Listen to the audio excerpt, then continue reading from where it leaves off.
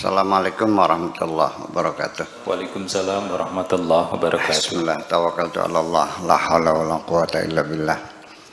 Asyhadu an la ilaha illallah wa asyhadu anna Muhammadar Rasulullah. Allahumma shalli ala sayyidina Muhammadin wa ala alihi wa sahabati ajmain, amma ba'd. Halamannya ke berapa Pak Kiduki?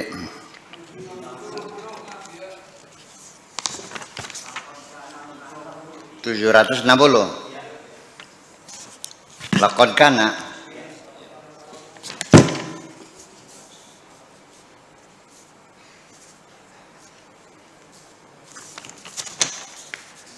awal paragrafnya laqad kana al-arabu, ya, fi jahiliyatihim, konon beritanya orang Arab zaman dahulu, pada zaman jahiliyah, pada zaman kehidupan primitif mereka. Jahiliyah itu primitif lah, bukan jahiliyah bodoh ya, jahiliyah primitif. Memang kata jahil, tapi yang kalau dibilang bodoh enggak juga sih, mereka bisa berdagang kok, bisa ngitung duit, ya, berdagang. Termasuk Khadijah juga importer dan eksportir, ya, beli bahan-bahan tekstil dari Syam di musim panas, nanti musim dingin ke Habasyah membeli rempah-rempah. Kalau orang bisa bisnis, orang bulut orang pintar, iya. Jadi maksudnya primitif lah gitu. Ya, untuk sedikit jangan terlalu menghinakan sekali. Ya, kebodohan primitif lah. Yaz'amuna annal malaikata banatullah. Mereka mengklaim bahwa malaikat-malaikat,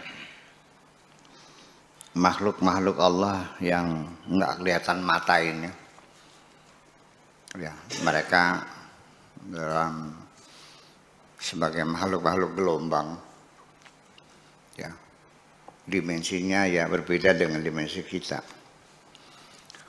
Mereka mengatakan bahwa malaikat itu adalah anak-anak perempuannya Allah. Itu kata mereka, banatullah thumma yattakhiduna li hadhil malaikah tamathila. Kemudian malaikat-malaikat itu, ya, dibikinkan berhala-berhala. Yusammunaha asma'al inas.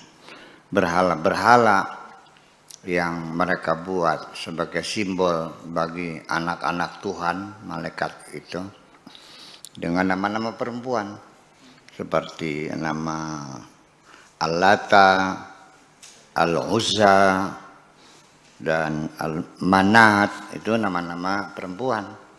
Kalau di sini ya Drakiyem, Tarsem, Narkem gitu, nama perempuan. Dari Jem, yang mikam semuanya. Wa amsaluha, dan sejenisnya. Tsumma ya'buduna hadhil asnam, lalu kemudian berhala-berhala ini mereka sembah, disembah gitu. Biwasfiha tamathila libanatillah, ya, yang sifatnya sebagai berhala atau tempekong-tempekong anak-anak perempuannya Tuhan. Ya, mereka menyembah berhala-berhala. Menyembah itu ya sujud, menyembah. Jadi kata-kata ya'budu ini, ya, di sini artinya menyembah. Ibadah kepada berhala artinya menyembah berhala. Tetapi ketika ibadah kita kepada Tuhan, itu bukan menyembah Tuhan, tapi mengabdi kepada. Selama ini kita mengatakannya menyembah Tuhan. Emangnya Tuhan sesembahan?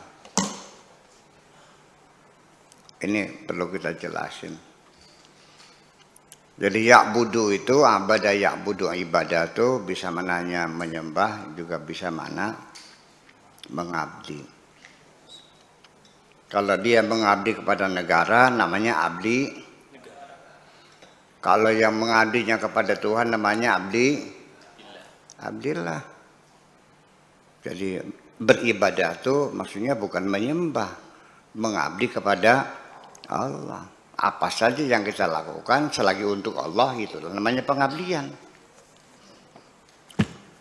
Sekalipun prakteknya kita usaha bisnis, cari makan buat ngasih makan anak istri, ya itu adalah juga pengabdian kepada Allah. Buktinya mana? Ya uangnya kita pakai buat bantu orang yang susah. Kemudian yang kita bantu kadang-kadang mengkhianati kita. Kecewa nggak? Ya enggak, yang kita niatnya untuk Allah aja. Kalau engkau majikanmu adalah Allah, maka engkau tidak mungkin akan kecewa atas kebaikan yang kau lakukan. Sekalipun ya orang yang kau baiki itu juga tidak berterima kasih, nggak ada urusan, kita lagi berbuat baik kepada Allah. Ada nggak orang yang kecewa dengan kebaikannya? Ya itulah. Sebagai bukti bahwa kebaikanmu adalah untuk dirimu sendiri, bukan untuk Tuhanmu. Ketika orang yang kau baiki menjahati kamu kecewanya sangat mendalam. Tahu-tahu nggak bakal gue bantu, gitu. Sialan lo. Ya kan, kecewa sekali. Dan kecewanya sangat mendalam. Kita dijahati oleh orang. Kalau orang yang kita tidak kenal ya biasa aja. Namanya penjahat lah. Tapi kalau yang menjahati kita orang yang kita baik, yang kita sayangi, yang kita urus, yang kita biayai, namanya bukan kejahatan, pengkhianatan namanya.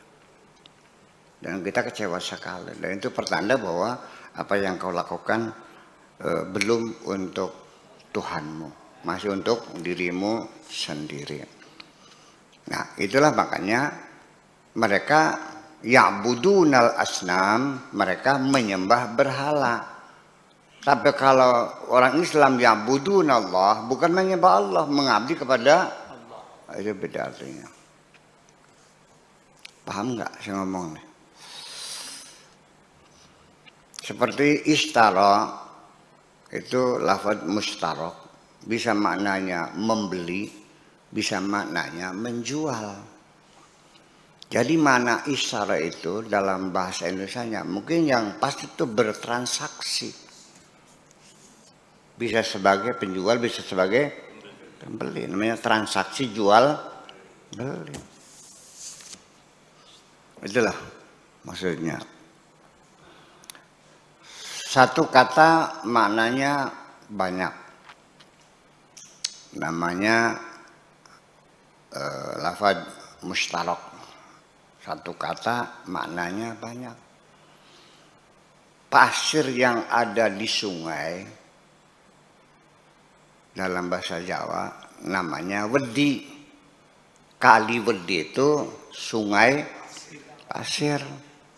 Tapi ketika orang takut sama hantu, orang itu juga wedi ning setan, wedi ning setan, takut sama setan. Jadi wedi itu bisa artinya takut, bisa artinya pasir.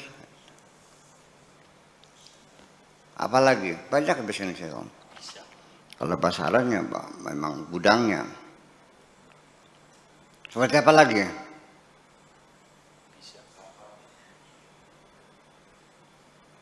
Madu. Bisa madu yang rasanya manis, bisa ada madu yang rasanya pahit.